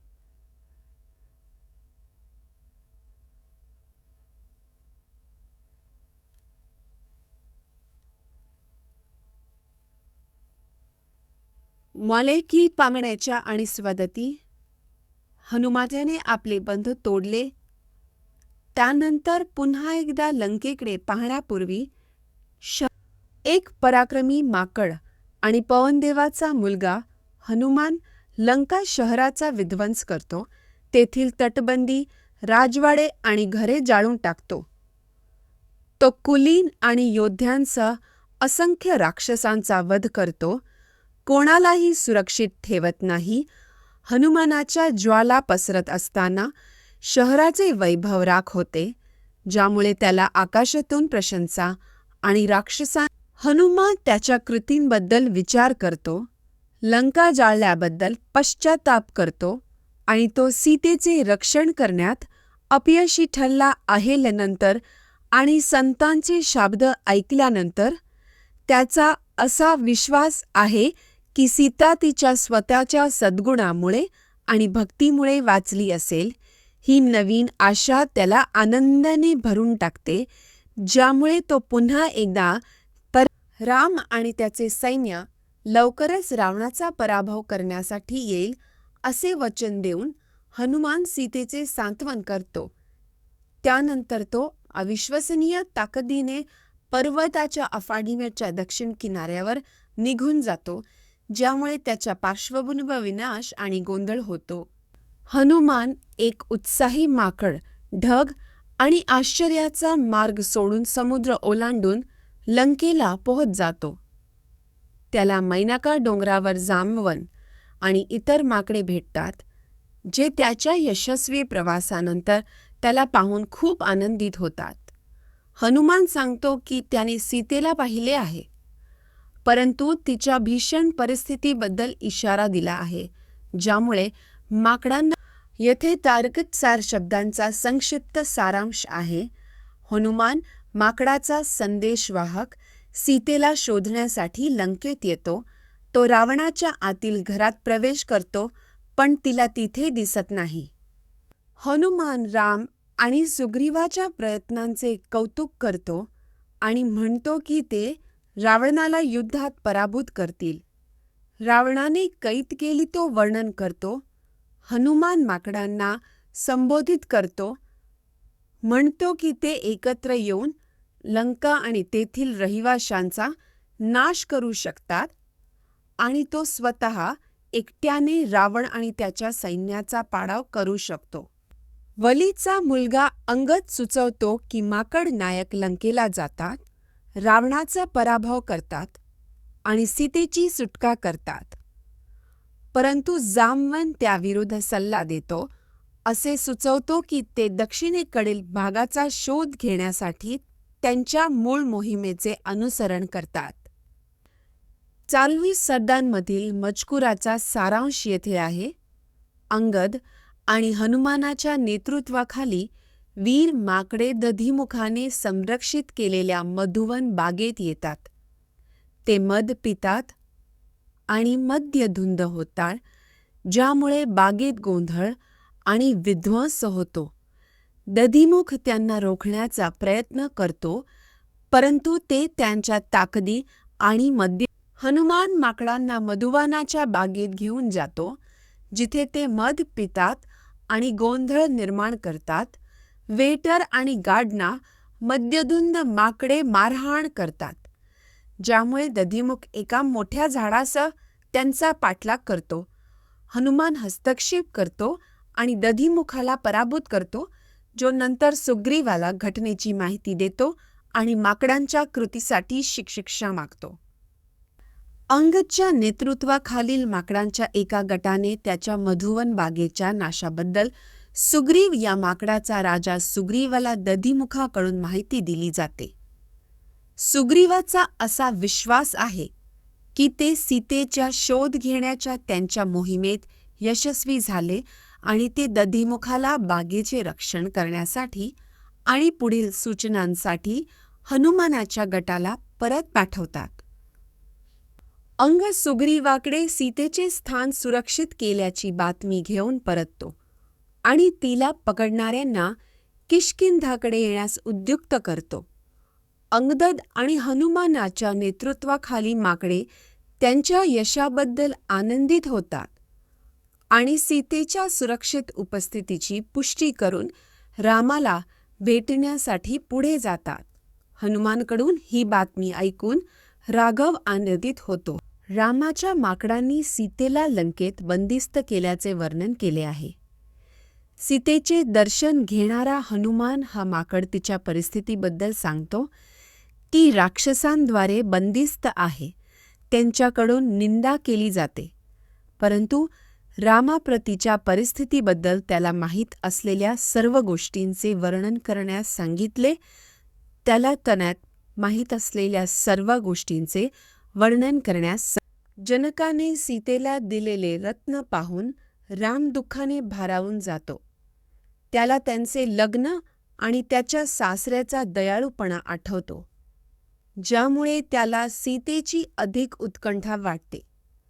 राम हनुमानाला विनंती करतो की सीतेने काय म्हटले आहे ते त्याला सांगा, कारण तिच्या शब्दांमुळेच या दुःखाच्या आणि त्याच्या प्रिय पत्नीपासून विभक्त होण्याच्या काळात हनुमान, एक माकड योद्धा, रावणाने पकडली गेले. रामाची पत्नी सीता हिच्याशी संवाद साधतो. ती हनुमानाला रामाला ती जिवंत असल्याची माहिती देण्यास आणि तिला वाचवण्यासाठी मदत पाठवण्यास सांगते. हनुमान सीतेला आश्वासन देतो की राम लवकरच त्याचा भाऊ लक्ष्मण आणि त्यांचे सहकारी माकडे आणि अस्वलांसह तिला वाचवण्यासाठी